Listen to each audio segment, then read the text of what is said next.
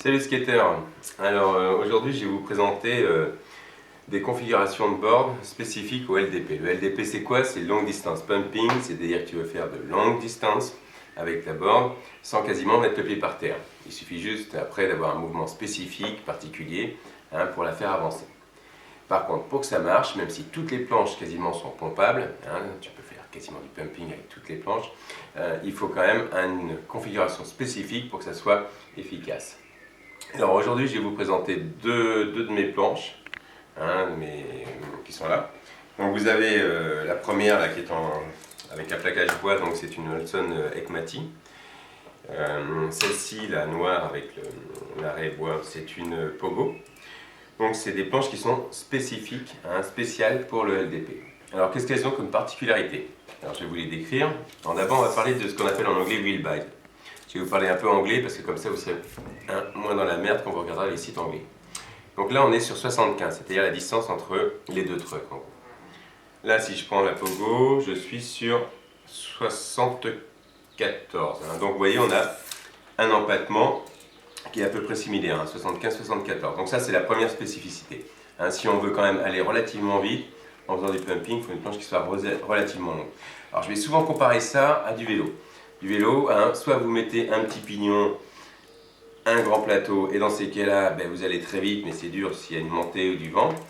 Ou alors vous mettez petit plateau et grand pignon, et là c'est beaucoup plus facile, mais vous êtes limité en vitesse. Avec le LDP c'est pareil, sauf qu'on a on a pignon, plateau, et la première caractéristique c'est l'empattement. Ensuite il y a une deuxième caractéristique qui est hyper importante, c'est la largeur de votre planche. Alors là on a deux cas de figure un peu différents. On a une planche qui va faire 20 cm de large à l'arrière et 22 à l'avant. Donc suffisamment large pour avoir un biais qui soit bien posé, mais quand même pas très large. Alors là sur la Pogo on est carrément sur autre chose. On a 24 à l'arrière, 24,5 et on arrive aussi à 24,5 à l'avant. Donc là une manche beaucoup plus large, finalement plus confort. C'est-à-dire que le pied est bien posé, alors surtout si vous avez des grands pieds. Voilà, il n'y a pas 2 cm, 5 cm de pied qui dépassent à l'avant et à l'arrière. Donc des planches assez confort, assez larges. Et surtout, on va pouvoir transmettre avec beaucoup plus d'efficacité toute l'énergie qu'on veut donner à la planche, et la planche est suffisamment large. Donc ça c'est la première chose. Après on va voir une autre caractéristique, c'est le flex. Alors le flex, là je ne vais pas pouvoir vous le montrer, difficilement. Celle-ci est relativement flex. Voilà, vous voyez, ça bouge. Celle-là est beaucoup moins. Alors pourquoi? C'est la construction.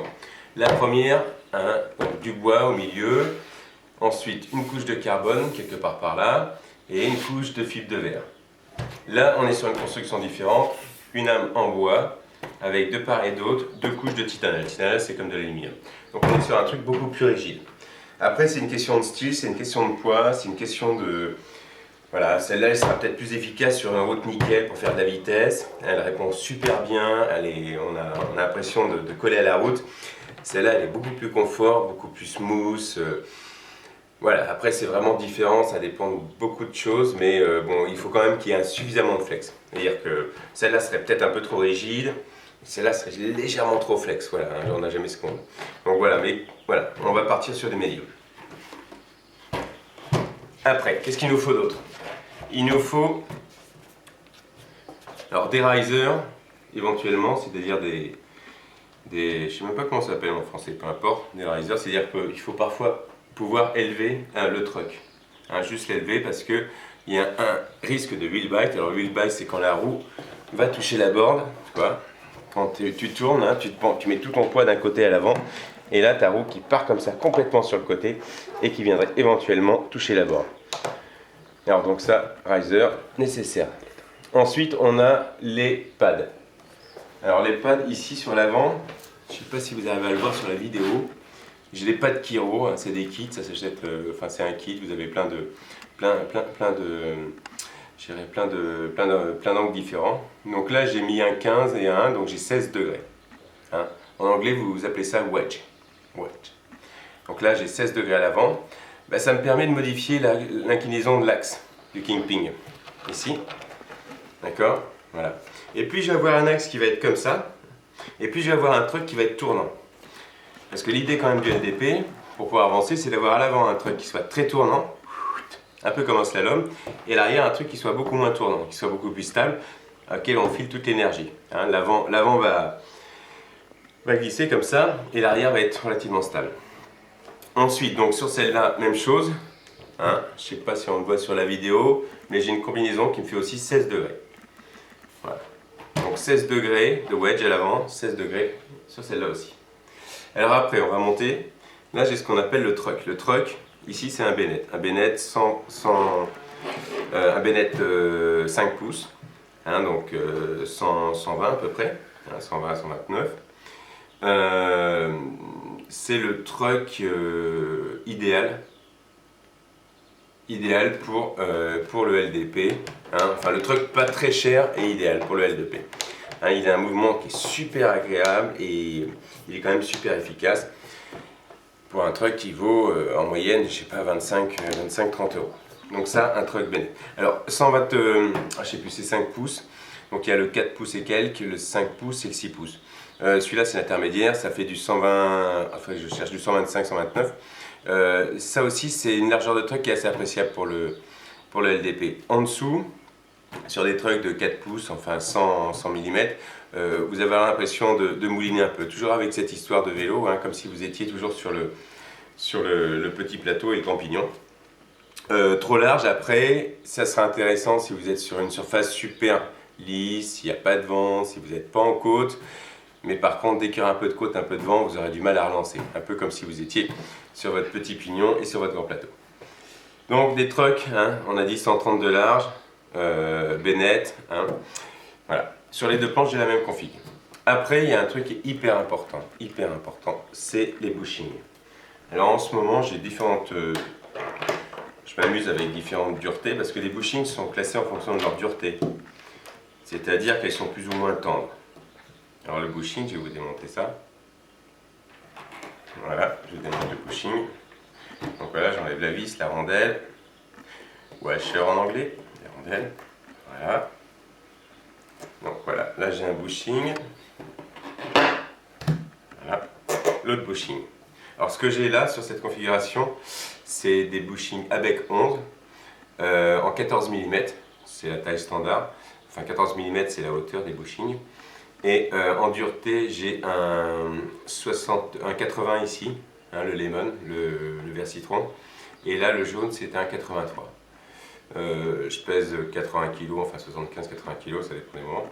Et c'est des trucs qui me vont bien. Après, là aussi, si vous devez faire plus de lutter contre le vent en permanence et vous franchir des côtes, ben, on a pour un bushing qui sera plutôt plus tendre. Hein, ça permet de relancer plus facilement. Par contre, en vitesse limite, on sera un peu en dessous que si on prend des bushings un peu plus durs. Hein, donc là, comme des 83 de chez ABEC. Après, il y en a qui sont pas mal, c'est les Riptide.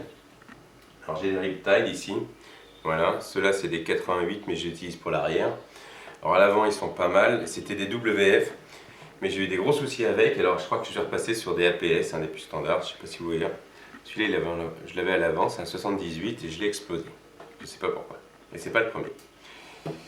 Voilà, donc là mes bushings, alors après vous, voilà, je vais mettre le plus dur côté roue. Alors j'ai mis deux rondelles parce que le bushing original des trucks Bennett est relativement haut, voyez. Donc pour avoir la même distance, je suis obligé de mettre deux rondelles. Et là je vais mettre un bushing standard, voilà, que je retrouve ici, voilà, hop, voilà, et j'arrive à la même longueur à peu près que le Bennett, d'accord. Pour que mon truck travaille correctement. Parce que si jamais, je vous explique, voilà, le bushing était trop haut, ben, c'est l'arrière du truck, là, cette partie-là du hanger en anglais, qui va frotter sur la vis et qui va s'user. Et inversement, sinon, c'est la partie avant qui va s'user. Donc il faut faire attention à ça. Quand vous changez vos bushings, il faut que ça corresponde, hein, aux spécifications du constructeur. Donc voilà, mon bushing, mon hanger. Alors ça c'est le pivot. Voilà, c'est le pivot qui est ici, hein, le cup en anglais. Ok. Donc je le remonte, c'est assez facile. Ensuite, je vais prendre l'autre bushing. Donc là, je vais mettre un truc un peu plus tendre. Voilà, aujourd'hui, j'étais un peu fatigué. J'ai pas eu envie de forcer. Donc, j'ai mis du tendre. Ensuite, je resserre. Voilà. Alors, au niveau serrage, c'est assez simple. Vous serrez déjà, il faut plus qu'il y ait de jeu. plus du tout de jeu. C'est-à-dire qu'il ne faut pas que voilà, ça se fait mou, un peu comme ici, vous voyez. Voilà, il faut vraiment que tout soit en contact. Voilà, ça c'est la première étape. Et après, vous pouvez jouer sur le rebond. Hein. Ce qui est important, c'est d'avoir des trucs qui rebondissent pas mal. Alors là, c'est pas assez serré, je pense, donc je vais serrer un peu. Voilà. Et après, je teste sur le rebond. Voilà. Et celle-là, elle rebondit vachement mieux. D'accord. C'est les mêmes trucs, c'est les mêmes bushings, donc c'est vraiment une histoire de serrage. Donc je reprends 2 tours. Hop, voilà. Ça y est, c'est parti. Voilà, là j'ai du bon rebond. Vous voyez ? Donc ça c'est important aussi, c'est à vous de voir, après en fonction aussi de votre poids, de votre force. Remarque, c'est relativement simple. Hein. Plus quand vous débutez, prenez des bushings plutôt tendres. Hier devant, on va mettre du 78, du 78, 80, pas plus. Voilà, il faut que des trucs qui tournent facile. Vous n'irez pas très vite, mais vous apprendrez facilement. Par contre, quand vous allez progresser un peu comme en vélo, ben après on va changer de braquet. Et donc là, on va passer à 80, 83. Voilà, moi je suis intermédiaire, 83 ici, en bas, et 80 en haut. Ok, donc ça on a vu le truc avant, alors je répète hein, pour tout le monde. Oh j'ai oublié un truc important, les roues. Les roues, 2 configs intéressantes. Là j'ai des Avilas, 75 mm de large. Et alors là aussi il y a une dureté, 78. 78 si vous voulez, c'est des roues qui sont relativement molles, qui répondent bien. Et alors l'intérêt c'est quoi? C'est que ça colle super bien, c'est-à-dire qu'on ne dérape pas. Et surtout si la route est un peu rugueuse, s'il y a des petites aspérités, ça passe super bien. Alors que si on avait des roues plus dures, alors là j'en ai pas, des roues plus dures, si on monte à 80, 83, on va avoir des roues qui vont bien répondre, qui vont avoir un bon rebond, qui vont être très réactives. Mais par contre, dès qu'il y a un caillou, une rugosité, ça va être l'horreur. Donc voilà, ici, ma ville, enfin la route et les routes ne sont pas forcément terribles ici, donc je préfère des roues en 78. Donc ça c'est des Avila 75, hein. Super patch, c'est la bande de roulement, vous voyez par rapport aux autres, hein, je vous montre, les verts, voilà. Ok, vous voyez, donc beaucoup plus large, donc super accroche, voilà, en virage c'est du bonheur, j'ai l'impression de faire du ski. Ensuite, sur celle-là, justement, j'ai les avec 11, Big Zig, 75 aussi de diamètre. Le patch, la bande de roulement un peu moins large. Dureté sur l'avant, je suis sur du 80 là, donc légèrement plus dur, mais à peine. Pas mal, c'est très réactif, c'est type slalom, c'est bien aussi. C'est vraiment une histoire de forme, d'envie. Voilà, on a une roue plus dure qui tend un peu à déraper, donc ce qui peut être intéressant si on veut freiner, mais qui accroche super bien dans une bonne roue. Ok, donc je répète, les configs devant, j'ai 16 degrés de wedge, hein, d'inclinaison avec les pads, donc là c'est du Kiro. Ensuite il y a des trucks Bennett 5 pouces de large, avec comme bushing, j'ai avec 11, en 83 en dessous et 80 au-dessus avec une belle rondelle. Des roues Avila 75, 78 de dureté et devant des avec 11, 75 les Big Zig. Avec 78 de hauteur. Ok, maintenant on passe à l'arrière les filles. Allez, hop, c'est parti. Alors derrière, qu'est-ce que j'ai? Derrière, j'ai 2 trucks rigolos. Je les aime bien. Alors, ici, sur la Olson avec Mati, hein, la P95, j'ai un truck, c'est un tracker, c'est une base de tracker. Tracker, c'est une... Vous en avez un ici. Voilà, tracker classique, dont on parlera un peu tout à l'heure. Voilà, c'est un truc qui est super réputé pour le slalom et qui est vachement utilisé dans le LDP, puisque LDP slalom, hein, on est dans des disciplines qui ont beaucoup de similitudes. Alors le tracker à l'arrière, c'est un offset. Donc, je ne sais pas si on voit bien. Il a, vous voyez, l'axe correspond au kingpin ici. Hein, donc il y a un petit système qui fait que les roues sont légèrement décalées par rapport à un truck classique. Donc là, vous voyez, l'axe des roues est complètement décalé par rapport au kingpin. Le kingpin, c'est la vis sur laquelle il y a les bushings. Donc là, hein, les axes des roues correspondent au kingpin. On a un truc qui va être vachement plus stable. Enfin, c'est difficile à expliquer, mais en tout cas, c'est mieux. Voilà. Ok, la largeur, on est sur du 110, donc pas très large, hein, parce que c'est tout ce que j'avais. Au niveau wedge, inclinaison, on est sur du 10 degrés. Donc j'ai des pads Kiro à 10 degrés ici.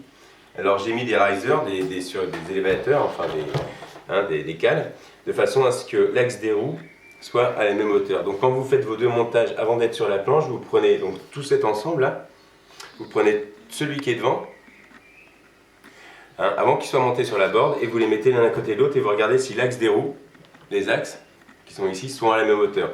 Ce que vous pouvez faire sur la LP, c'est avoir éventuellement des roues qui soient un peu plus surélevées à l'arrière. Hein, c'est un peu plongeant, voilà, ça peut être, mais surtout pas l'inverse. Voilà. Après, donc ça c'était un tracker offset, hein, vous le trouvez sur le site Black Cross. Black Cross, c'est d'ailleurs, je crois en France, le site, le magasin avec Greg, hein, qui est le mieux achalandé et qui connaît mieux le truc. Et c'est là où vous allez trouver quand même énormément de matos, à des prix intéressants. Ensuite, j'ai donc là, sur celle-ci, sur la Pogo Impala, j'ai des trucks sismiques. Sismiques, donc trucks avec des ressorts. Alors je ne sais pas si vous voyez, mais ils sont rouges ici. Alors même système, hein, c'est une base, c'est un truck qui est incliné à 30 degrés. Et moi j'ai rajouté 10 degrés de wedge, des wedges, puisque là c'est pour incliner à l'avant, c'est pour incliner le kingpin, alors que là c'est l'inverse, c'est pour le redresser.